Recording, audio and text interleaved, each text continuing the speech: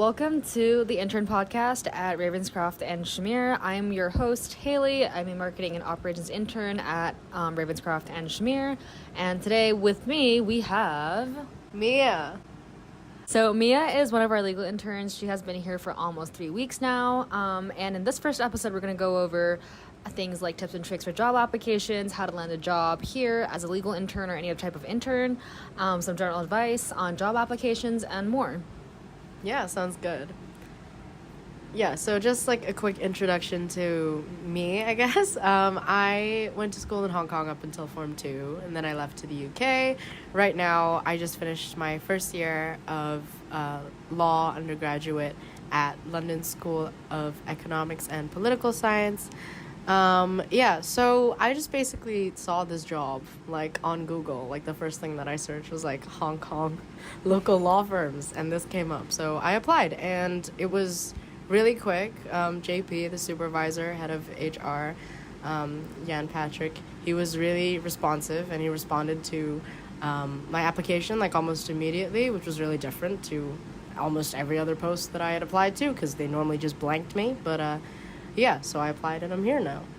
Yeah, so a little behind the scenes from the marketing intern who's also working right underneath JP. We actually got quite a few applications, but we do try to respond to all of them as quick as possible. And we have pretty good response rates at Ravenscroft and Schmierer, so I would definitely recommend applying. One of our key channels that Mia did mention was Google. We have a lot of stuff on Google Ads, but we also have a lot on LinkedIn. So we highly recommend you also check out our LinkedIn page and just look at our applications on there. Okay, so quick questions. What do you think is like the general application timeline? So what do you do to get the job and things like that? Yeah, so I know this place hires like all year round, so I don't think there's like a specific deadline or anything, because I didn't see like a submission deadline. So I submitted it like pretty late. I would say for anyone looking to get like a summer internship or anything. So I think I must have like handed in like my application about like the like late June-ish, I think. And then JP got back to me like pretty quickly, like in like a couple of days, I think. He sent me like an email, he sent me like a connection invite on LinkedIn, and yeah, afterwards, because I wasn't in Hong Kong at the time, I was still in the UK, because I just finished my exams and I was gonna go travel with my friends. Because of that, I couldn't do like an in-person interview at the office. Normally, I think for interns and campus ambassadors, Ravenscroft and Schmierer likes to interview the candidates like at the firm, so they'll invite you up to the office and you'll have a little chat with JP in one of the conference rooms. For me, however, because I wasn't here, I ended up just doing like an interview online, so it was just like a virtual interview. But before that, I had to send in like a quick little video that was about like 2 minutes. It was just like a very quick self-introduction. They wanted to know how I found out about the firm, just like a general introduction to me, and yeah, like what type of work I wanted, and what I wanted to get out of the internship, basically. And it was under 2 minutes, and so it wasn't really very long. I did it all in one take. I don't think you have to edit or anything for the video. Yeah, so that's going to be another part of our little podcast today. We're going to talk about the video. But before that, just for a little context, we basically have I would say 3 or 4 step application process, depending on where you are. So most of the time we receive your applications, and then JP will send you a link to have your video interview that Mia was just mentioning, the video introduction. And then after that, we will invite some of our candidates, most of them, to the interview process, where you'll have either a virtual or in-person interview. But what tends to happen if you are in Hong Kong is that you will have a virtual interview first, and then you'll come in for a second in-person interview, which makes it a 3 or 4 step process. And after that, I do have to mention that we do look for references, so keep those in mind when you're applying for this job. We tend to go for 3 references, and we tend to go for all 3, and we do hope that all 3 do respond.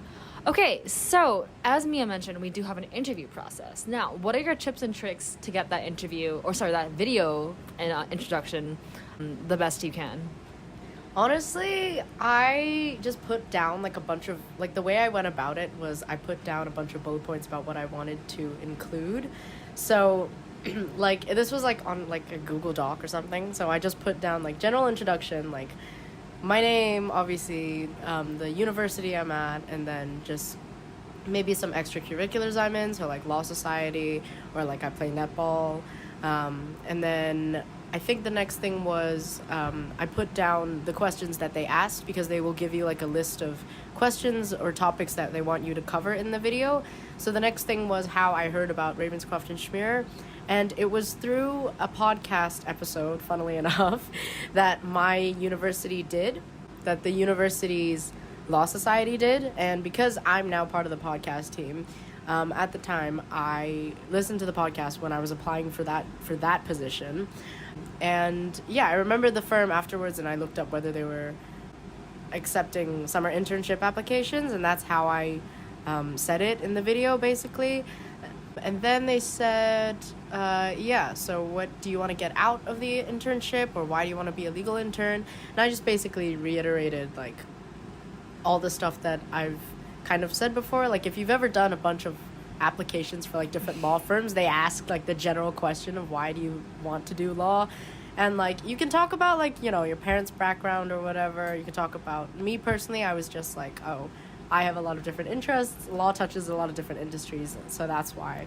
And the firm was very commercial and like deals driven, basically. It was very transaction driven, very transaction heavy. So one of the sources that I used was the podcast itself, like the episode that I mentioned before. They had a transcript that they linked. When they ask you to do the video, they'll send you a bunch of resources, and those resources are super helpful for like putting your video script together, because some of the resources that I used, I like picked up key phrases. So like, you know, corporate driven, transaction heavy, all of those things I added in my video as to why I wanted to come work for the firm. And that was basically it. Yeah, so that's how a legal intern does their videos. We also do offer internships for people interested in marketing and operations and even some finance. So I myself am a marketing and operations intern, and so very similar experience to Mia, just a little bit different. I didn't focus as much on the legal aspect. I talked more about what I did in college. So I'm a first-year student, I forgot to mention, at the University of Chicago, studying economics and public policy. And so I talked a lot about what I do at U Chicago, talked about some of the consulting clubs that I've joined, some of the things that I do outside of school, and how that relates back to marketing and operations, and like what those skills bring me. So on to the next part of our application process. After the video, we have an interview. So interviews can be people's worst fears, because you have to present yourself in a very dignified or in a very corporate manner, some may say. So what are some tips you have for that, Mia? So I think tips for the interview, because this interview was very different to the ones I had done before. Before, it was at like I'd done an interview for a very big law firm, and I'd done a couple of video interviews for others in the UK. For this one, it was very much just like a conversation, basically.